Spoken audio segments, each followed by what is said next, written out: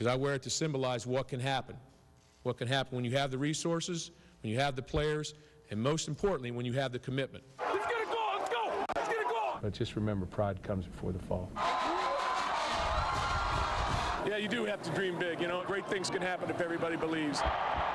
It'd be very difficult to leave Michigan State because there's always another freshman. There's always another sophomore. I thought about retirement when I was 40. Did you? Yeah, of course you do. You always think about, okay, 20 more years or whatever it is.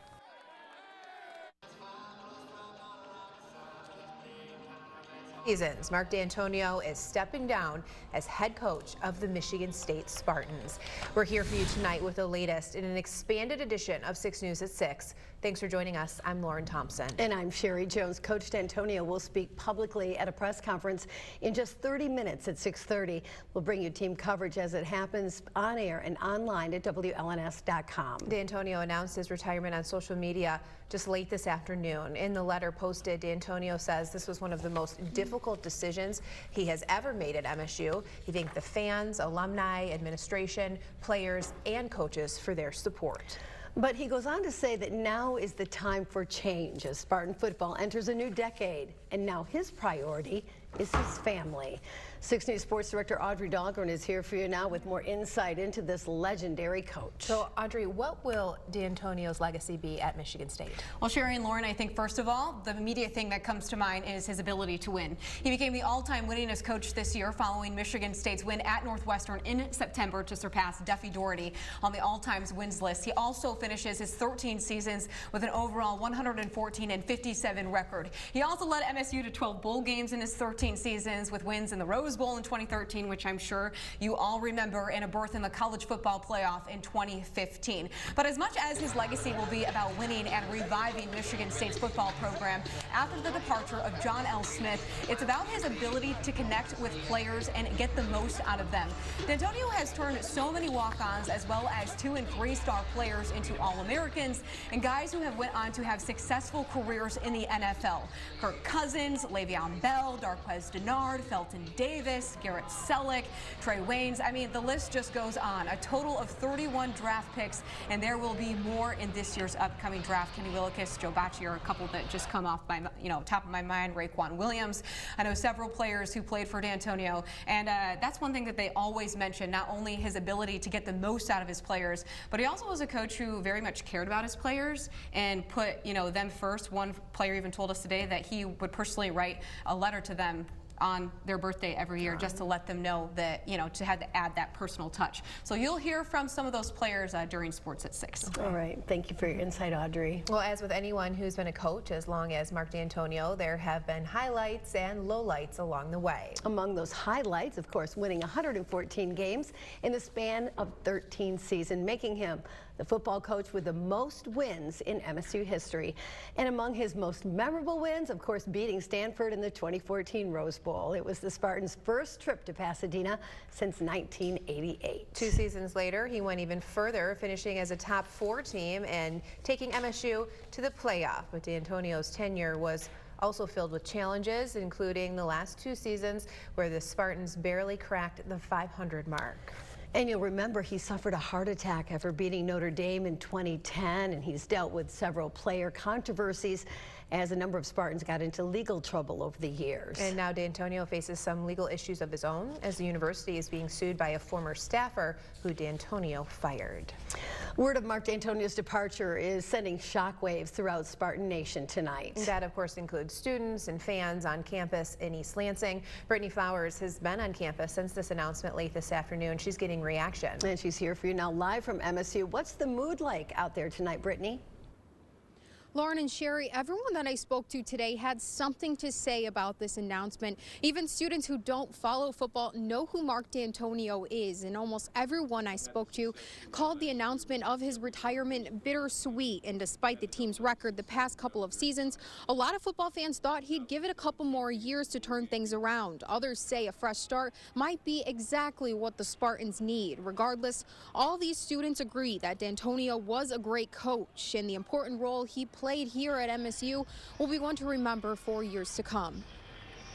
It's the end of one of the most successful eras in Michigan State football. So, of course, 1950s, we had quite a few national championships, but I mean, I don't remember the last time we won 3 Big Ten championships in 10 years. I think it could be really interesting to see where we go from here. I mean, you get that fresh mind, like you said, like a new mindset, and totally, I mean, someone might be playing the game completely differently, and that could really bring new plays to the game, so that's exciting. But I know it's going to be a lot different, especially like when I think about like Dantonio, I think about Dantonio and Izzo being kind of like hand in hand.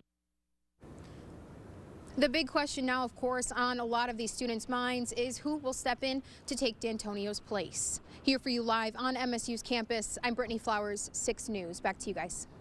Thank you, Brittany. We're going to have much more on Mark Dantonio's retirement coming up a little bit later tonight in sports, including reaction from some former players and the impact that this announcement will have on next year's team, since tomorrow is National Signing Day. Stay with us here at 6 News. We will stay on top of the story as MSU begins its next chapter and a search for a new head Spartan football coach. Governor Gretchen Whitmer is preparing her response to the President's State of the Union address tonight. And as our Capitol correspondent Tim Skubic reports, Republican groups are trying to get out ahead of that speech. She said no to the question last September and reaffirmed it 2 weeks ago in her office. Governor Gretchen Whitmer asserts she does not want to be vice president. But when she was picked to deliver the Democratic response to President Trump's State of the Union message later tonight, instead of going away, the speculation only increased. Even the New York Times got into the act with this, quote, her selection to make this speech has led to increased speculation that she could be a running mate pick. Well, she steadfastly explained she does not want to be VP. Here's a more pointed question she's never been asked. If the candidate the Democrats put up call you and offer you the job, what would you say? Tim, I would be very flattered, but I've told you many times, you know, I love Michigan. I've run for office in Michigan to stay close to the people that I represent and to be home, to be near my family. And that nothing's changed on any of those fronts. She did not reveal what she would say if she got the call. And the second time she was asked, she paused and then said, so if that call came, the answer would be no. Tim, I'm going to take anyone's call if it comes, but here's the thing. I am not interested in going to Washington, D.C. I never have been. Meanwhile, the Republican Governors Association, prior to her response tonight, is trying to take a chunk out of the governor's credibility by telling viewers that she promised to fix the roads but did not. Even the president gets into the ad. She's not fixing those potholes. And the Republicans argue she is not even popular in her own state. Governor Gretchen Whitmer saw a dip in her numbers. Her 10 minutes in the national spotlight from the auditorium at East Lansing High School comes after the president speaks tonight. And then let's see if the vice presidential stuff stops or escalates. Here for you in Lansing, Tim Skubic, 6 News. Stay with 6 News. You can watch the State of the Union address and the governor's response tonight on air and online at WLNS.com, because 6 News is your local election headquarters. This is Weather First from Storm Tracker 6, sponsored by Auto Owners Insurance, for whatever lies ahead. We've got quiet weather across the area today and will tomorrow as well, but things go downhill a little bit by tomorrow night, especially into Thursday. Satellite radar this afternoon shows some snowfall off to our southeast, a little bit to our west, but that's not going to cause any major issues out there this evening. We look off to the southwest. The storm system we're talking about is just getting organized, so it's still going to be a while yet before it gets here. Precision cast travel to the north looks good during the overnight hours. You got to head pretty far south to run into some at least mixed precipitation. So no major issues across the entire region through tomorrow morning. By the afternoon, a little snow moving across Illinois, Indiana, and into Ohio. But that doesn't really bother us. Even tomorrow night, things look okay. Maybe a little light snow by early Thursday morning. But the bulk of this system is probably going to hold off until the mid-morning hours in the afternoon on Thursday, and that's when it's most widespread. The afternoon commute, the mixed precipitation stays just out of the TV6 viewing area, so I'm not anticipating any freezing rain or sleet.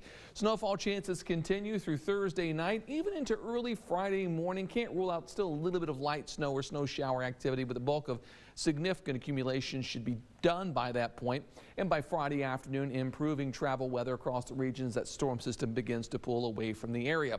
A look at snowfall potential, and this is really lots of question marks with how much snowfall we could see from this system, because I assure you, if you go on social media, you'll see higher numbers than what I've got, but the computer models in general have around 2 to 4 inches across the area.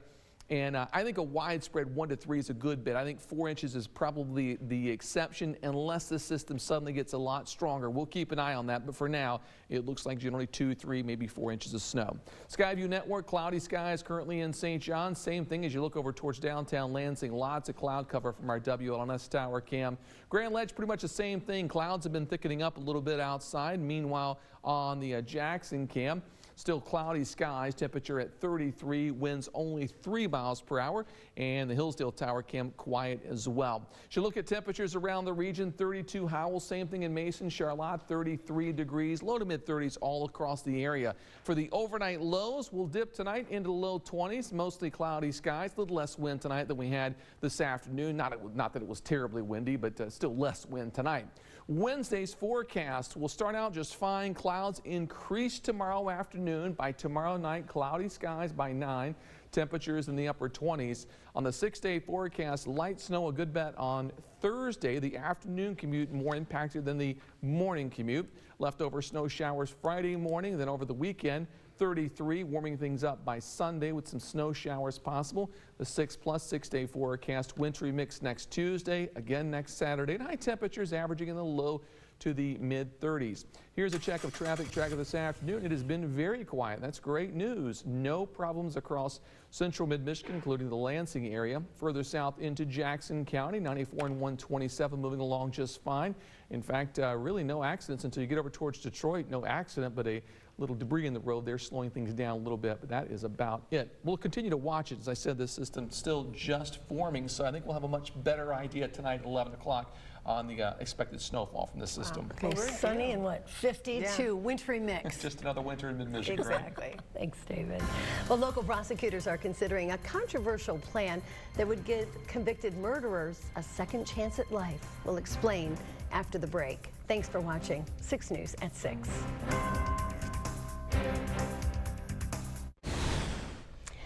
Anyone can be deserving of a second chance, even convicted murderers. That's according to the Ingham County prosecutor, Carol Seaman. She recently announced a review of first-degree murder cases to see if any of those convicted should be paroled. 6 News reporter Kiera Hay is here for you now with a look at why some families are outraged at this idea.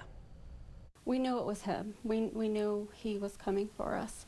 Crystal Gregonis fights back tears as she describes the night her ex-boyfriend broke into her home and stabbed her and 2 others with a kitchen knife. He was there to kill. I mean, he stabbed me 15 to 20 times. And a judge agreed. Terrence Lee Taylor was charged with 2 counts of attempted murder and 1 count of first-degree murder for killing Edward Aquin. Taylor was 18 years old when he was sentenced to life without parole. Promised us, Crystal, he's never going to get out. He's never going to get out. You'll never have to worry about this. But now Crystal is worried. After 20 years, she learned Ingham County prosecutor Carol Seaman will be reviewing life without parole murder cases to see if anyone deserves a second chance at freedom. I feel like if Carol Seaman wants to get people out of jail or out of prison, why is she working on the worst of the worst? Seaman regrets the way people found out about her plan, but believes some people, even murderers, can change.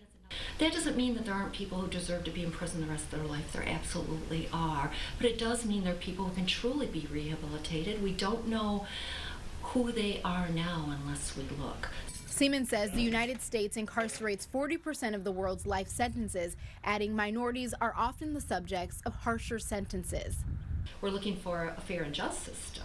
If Simon's office believes someone deserves freedom, they will have to convince a parole board before asking Governor Whitmer to grant a commute sentence. Here for you in Lansing, Kiera Hay, 6 News. Well, Audrey is here for you now with sports. And of course, continuing our coverage on the news of Mark Dantonio's retirement announcement today. Yes, Sherry and Lauren, after 13 seasons as Michigan State's football coach, Dantonio has decided to move on. Not only will you hear from a couple of his former players, but we'll discuss what this means ahead of tomorrow's National Signing Day. Stay with us. This is the LaFontaine Automotive Group 6 Sports Desk. As we mentioned at the top of the show and all day today, Mark Dantonio has stepped down as Michigan State's football coach after 13 seasons at the helm. And when you think about his career at Michigan State, he really helped reinvigorate a program that was in dire need of a change following the John L. Smith era in 2007. Now, the last couple of seasons have been more difficult. The wins as well as Big Ten championships haven't come as easy. The Spartans finished this season with a 7-6 record and a win in the Pinstripe Bowl. But for the last 2 years, he's been under a lot of scrutiny, especially from the fan base. Earlier this year, he did tell us that he would be coming back for another year and would be on the field when the Spartans opened up next season against Northwestern. But now today, we know that will not be happening. So many of his former players took to Twitter today to express their love and gratitude for Dantonio. Former Spartan linebacker Darian Harris said, "You're a legend, coach. You're one of the best men on the face of the earth. I was blessed to play under your direction and guidance." Chris Fry, another former Spartan linebacker, tweeted, "Thank you for everything. You are the reason I became a Spartan and will be a Spartan for the rest of my life." We're moving on to Josh Butler, extremely blessed to be a part of the Dantonio era. You helped a lot of dreams come true. Felton Davis also chiming in. And then, of course, you have Marcus Rush as well. We also talked personally to a couple other players, and here's what they had to say. I was at work when I heard the news from a coworker. I was kind of shocked a little bit, definitely thought he had a handful of more years left in there, but I think it was time, and, he's a smart man. I think he knows what he's doing. I was really kind of, I guess, in my own head under the impression he was coming back, more so at least for one more year. Obviously, there was a lot of controversy this year, and some speculation that maybe he wasn't going to come back, or maybe Michigan State shouldn't hire him back. But I thought at least he should have the right to one more year. Tonight at 11, you'll hear much more from the players on what Dantonio means to them. Well, the timing of it is a little surprising with National Signing Day tomorrow, so this announcement doesn't come at the greatest time when you think about the future players who would be committing to the program. He was expecting this class to be anywhere from 21 to 25 players, and in the early signing period in December, he had 19 commitments. Based upon who signed that day, the Spartans had the 42nd best class in the country and 11th in the Big Ten. We will know much more about that, obviously, tomorrow. Well, in lieu of all of the Dantonio talk today, there is still a basketball game taking place tonight at the Breslin Center between number 16 Michigan State and number 22 Penn State. Our Nick Mantis is live at the Breslin Center. Dantonio will be addressing the media at 6:30 prior to the game. And Nick, what can you tell us right now just being there? Well, it's kind of an interesting atmosphere. Everyone's kind of waiting to see what Dantonio is going to say tonight, but we obviously still have a basketball game, so fans are still trickling in. Now, Coach Tom Izzo told us earlier this week that he wants to see other players rather than Cassius Winston step up as far as their offense is concerned, and Cassius hopes that there's a certain part of their defense that could really help them get more home wins like tonight. It's hard to put too much on Cassius. I mean, he scored 23, but he got 6 in the last 10 seconds. And somebody should be able to pick up the slack. Maybe it'll be a Rocket. Maybe it'll be a Gabe. I think we both play, similar styles. Kind of, play hard, rebound, get out fast, get in transition. So I think, whoever wins the transition battle will probably be the better team. Our transition defense is going to be a real key to our success. So that's one of the things that we're focusing on the most. Well, defense obviously wins championships, so whether or not they can get another home win tonight can see whether or not they can hold on to that Big Ten standings and get a regular season championship as well. From the Breslin Center, Nick Mantis, 6 Sports. All right, thank you, Nick, so much. Well, that's it for sports right now. Michigan's basketball team also plays at home against Ohio State tonight, so we have a very busy 11 o'clock show ahead for us. All right, that's it for sports. David is back with a look at our forecast. We'll see you then. Well, we know we're going to have snow in the forecast the next couple of days. Probably a good time to download that app. Yeah, when you're away from the television set or your computer and want to get the forecast, because unlike a lot of apps which just kind of spit out numbers at you, this is our forecast. Free of charge, interactive radar, snowfall totals, watches, warnings, hourly forecast, you name it, it's got it, and it is free. So download that and give it a try. The 6-day forecast, best chance of snow. Thursday morning you wake up, not a lot on the ground. But during the day will accumulate somewhere between 2 and 4 inches, and it's out of here by Friday morning with a slightly warmer weekend and a few snow showers Sunday. All right, well, winter, it's February and winter is coming back. It is. It didn't go away for long. All right. Well, don't go away. We're going to stay right here. We're going to be joining the MSU football community as Mark Dantonio announces his retirement.